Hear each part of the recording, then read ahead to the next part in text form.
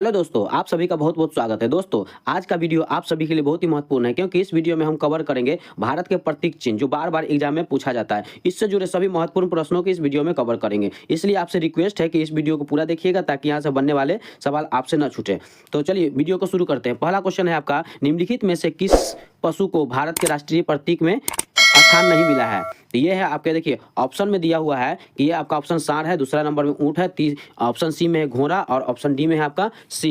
तो स्थान नहीं मिला है तो ये आपके ऊंट को भारत के राष्ट्रीय प्रतीक में स्थान नहीं मिला है। अगला है आपके, भारत के राष्ट्रीय धरोहर पशु निम्नलिखित में से कौन सा है? ये भी आपका एसएससी एमटीएस में पूछा गया क्वेश्चन है। तो धरोहर पशु में आपका हो जाएगा हाथी। हाथी जो है ये आपके भारत के राष्ट्रीय धरोहर पशु में शामिल है।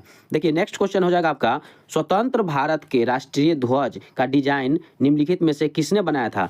तो स्वतंत्र भारत के जो डिजाइन बनाया था ये आपके ऑप्शन नंबर डी हो जाएगा आपका, पिंगाली वेंकैया। ये आपके राष्ट्रीय ध्वज के डिजाइन इन्होंने ही बनाया था। अगला देख लेते हैं कि देखिए इसमें आपका ऑप्शन में सी में है आपका रविंद्रनाथ टैगोर। तो रविंद्रनाथ टैगोर जो है इन्होंने आपका गान लिखा है, गान। और बंकिम चंद्र चटर्जी जो है ये लेखक थे, ये डिजाइनर नहीं थे, ये बंकिम चंद्र चटर्जी लेखक थे। चलिए अगला क्वेश्चन है, भारत के राष्ट्रीय गीत की रचयिता कौन है? तो भारत के राष्ट्रीय गीत की रचयिता ये आपके Bankim Chandra Chatterjee. Option number B right answer हो जाएगा, बंकिम चंद्र चटर्जी। और इसमें ऑप्शन ए में है रविंद्रनाथ टैगोर। रविंद्रनाथ टैगोर जो है ये राष्ट्रीय गान के रचयिता है। राष्ट्रीय गान के रचयिता रविंद्रनाथ टैगोर है और राष्ट्रीय गीत जो है ये आपके बंकिम चंद्र चटर्जी है। और इसी में आपको सर मोहम्मद इकबाल, ये आपके सारे जहां से अच्छा इसने लिखा था, सर मोहम्मद इकबाल ने लिखा था। और सरोजनी नायडू जो है ये स्वतंत्रता सेनानी थे, सरोजनी नायडू स्वतंत्रता सेनानी थे, ध्यान रखिएगा। चलिए अगला क्वेश्चन है कि अब कौन सा कैलेंडर विश्व भर में सर्वमान्य है? तो विश्व भर में सर्वमान्य कैलेंडर कौन सा हो जाएगा? तो देखिए ऑप्शन में है आपका जूलियन है, उसके बाद आपका रोमन है, ऑप्शन बी में है शक और ऑप्शन डी में है ग्रेगोरियन। ये आपके ऑप्शन डी में है। तो इसका राइट आंसर हो जाएगा, देखिए ये जो है आपके ग्रेगोरियन जो है ये आज विश्व में सबसे पुराना प्रचलित कैलेंडर ग्रेगोरियन है। इसका right answer option number D हो जाएगा। यही आपका रोमन जो है ये बाद का है और शक जो है ये आपके भारत के राष्ट्रीय पंचांग में शामिल है, शक संवत। तो 5 का राइट आंसर हो जाएगा आपका option number D Gregorian.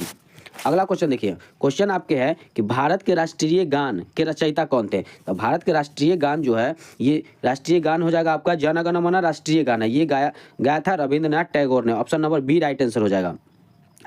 Bankim Chandra Chatterjee जो है ये गीत के लेखक है, बंकिम चंद्र चटर्जी गीत के लेखक है। और सरोजनी नायडू जो है ये आपके कवित्री थे, सरोजनी नायडू ये कवित्री थे।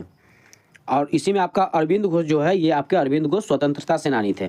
चलिए अब देख लेते हैं 7 नंबर क्वेश्चन। 7 नंबर क्वेश्चन क्या कहता है? तो भारत के राष्ट्रीय ध्वज की लंबाई एवं चौड़ाई का अनुपात क्या है? तो राष्ट्रीय ध्वज की लंबाई और चौड़ाई जो है ये आपके हो जाएंगे 3:2 में हो जाएंगे। Option number D right answer हो जाएगा, 3:2 में हो जाएगा। देखिए वंदे मातरम किस ग्रंथ से संकलित है? तो वंदे मातरम जो है देखिए इसका ऑप्शन में है मुंडोक उपनिषद से। ऑप्शन ए में है मुंडोक उपनिषद, ऑप्शन बी में है भारत भारती, ऑप्शन सी में है कठोरोपनिषद और ऑप्शन डी में है आनंद मठ। तो देखिए वंदे मातरम जो है ये आपके राइट आंसर हो जाएगा इसका आनंद मठ। आनंद मठ इसका राइट आंसर हो जाएगा ऑप्शन नंबर डी। इसी में आप देख लेते हैं कि मुंडोक उपनिषद जो है ये वेदांत ग्रंथ से है, वेदांत ग्रंथ से है। और भारत भारती जो है ये आपके मैथिली शरण गुप्त की कृति है, भारत भारती मैथिली शरण गुप्त की कृति है। इसी में आपका करोष्ठनिष्ठ जो है ये आपके उपनिषद है, ध्यान रखिएगा। अगला क्वेश्चन देखिए, क्वेश्चन आपके है राष्ट्रीय ध्वज के चक्र में कितनी तिलिया होती है? तो राष्ट्रीय ध्वज के चक्र में आपका देखिए ये जो है इसका राइट आंसर हो जाएगा आपका ऑप्शन नंबर सी 24 तिलिया। 24 तिलिया जो है अशोक चक्र में ये गुण को दर्शाता है और गुण सिद्धांत और निरंतर गति का प्रतीक 24 तिलिया है। चलिए अब देख लेते हैं अगला क्वेश्चन। क्वेश्चन आपका है कि भारत के राष्ट्रीय गान जन गण मन सर्वप्रथम कब और कहाँ गाया गया था? तो ये देखिए आपके जन गण मन जो है सर्वप्रथम आपका 1911 में कलकत्ता में गाया गया था। जो 27 दिसंबर 1911 को कांग्रेस अधिवेशन कलकत्ता में हुआ था उसमें गाया गया था। तो इसका राइट आंसर हो जाएगा आपका ऑप्शन नंबर बी 1911 कलकत्ता अधिवेशन 1911, ध्यान रखिएगा। और वही आपके 1931 जो है 1931 में आपका राष्ट्रीय गान की दर्जा नहीं मिला था 1931 में। चलिए अब देख लेते हैं आपका अगला क्वेश्चन। अगला क्वेश्चन क्या कहता है? तो राष्ट्रीय ध्वज के बीच में बने धर्म चक्र का रंग क्या है? तो धर्म चक्र का रंग जो है ये आपका हो जाएगा गहरा नीला।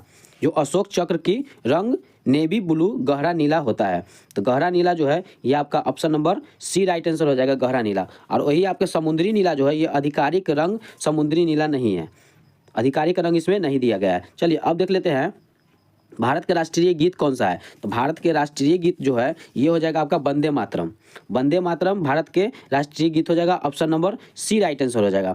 ये जो है आपके भारत के राष्ट्रीय, इसके लेखक कौन थे, तो ये आपके बंकिम चंद्र चटर्जी थे।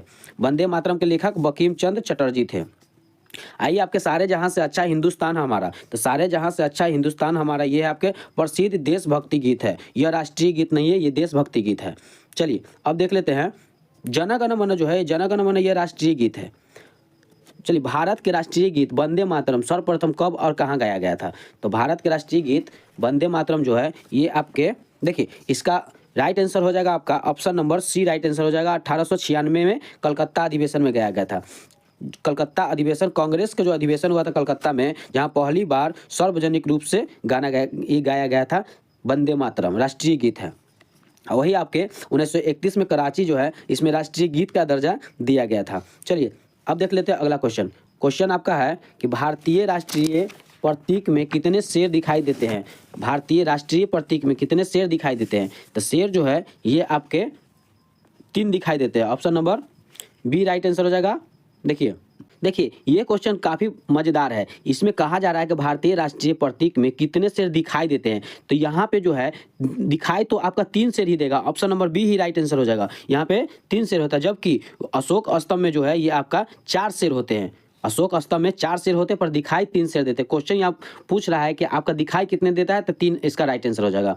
चलिए अब देख लेते हैं भारतीय राष्ट्रीय चिन्ह का आधार पट्टी पर अंकित वाक्य जो है सत्यमेव जयते कहाँ से लिया गया था। तो सत्यमेव जयते है ये आपके ऑप्शन नंबर मुंडोक उपनिषद, डी नंबर ऑप्शन हो जाएगा इसका राइट आंसर। डी से लिया गया है, जैसे मुंडोक उपनिषद से सत्यमेव जयते लिया गया है, इसलिए जो है भारत के राष्ट्रीय प्रतीक का आदर्श बाग इस वाक्य को चुना गया है। चलिए अब है आपके अगला क्वेश्चन कि भारत की राष्ट्रीय आदर्श वाक्य क्या है। तो भारत के राष्ट्रीय आदर्श वाक्य को देख लेते हैं। तो ये आपके सत्यमेव जयते है आदर्श वाक्य, option number A right answer हो जाएगा, सत्यमेव जयते। अब है आपके अगला क्वेश्चन। देखिए क्वेश्चन आपके है कि भारत के राष्ट्रीय पंचांग किस पर आधारित है। भारत के राष्ट्रीय पंचांग जो है ये आपके शक संवत पर आधारित है, option number A right answer हो जाएगा, शक संवत पर आधारित। भारत के राष्ट्रीय पंचांग जो है ये शक संवत पर आधारित है। और विक्रम संवत जो है यह आपका पारंपरिक हिंदू कैलेंडर था, विक्रम संवत। और हिजरी संवत जो है यह आपका इस्लामी कैलेंडर था। जो भारत के राष्ट्रीय पंचांग ये नहीं है। चलिए ये थे आपके भारत के राष्ट्रीय प्रतीक चिन्ह से जुड़े सभी महत्वपूर्ण प्रश्न। अगर आपको ये वीडियो अच्छा लगा हो तो मेरे YouTube channel all in one exam को सब्सक्राइब करके बेल आइकन जरूर दबा दीजिएगा, जिससे नए वीडियो का नोटिफिकेशन आप तक तुरंत पहुँचे।